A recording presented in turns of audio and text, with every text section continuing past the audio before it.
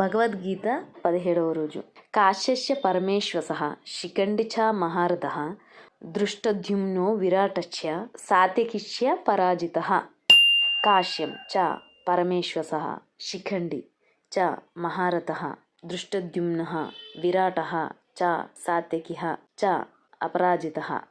పరమేశ్వసః శ్రేష్టమైన విల్లుగల కాశ్యః కాశీరాజును చ మరియు మహారథః మహారథుడైన శిఖండియు చ మరియు దృష్టద్యుమ్నః దృష్టద్యుమ్నుడును విరాటః విరాటుడును చ అలాగుననే అపరాజితః పరాజయమెరుగని సాత్యకియును చ మరియు.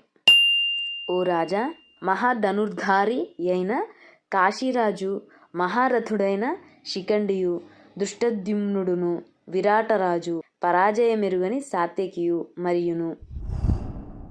ధృతరాష్ట్రుడిని ఓ రాజా అని సంబోధిస్తూ సంజయుడు 14వ శ్లోకం కంటిన్యూటీ, పాండవులు వార్కి రెడీ అని చెప్పే దాని కంటిన్యూటీలోనే ఈ శ్లోకంలో ఏం చెప్తున్నారంటే, గ్రేట్ ఆర్చర్ విల్లుకాడుడైన కాశీరాజు, గ్రేట్ చారియేటెడ్ శిఖండి అండ్ దృష్టద్యుమ్నుడు విరాటరాజు అండ్ అసలు డిఫిట్ అంటే ఏంటో తెలియంది అంటే ఎప్పుడు విక్టరీ పొందే సాత్యకి మరియు అని కంటిన్యూ చేస్తున్నారు.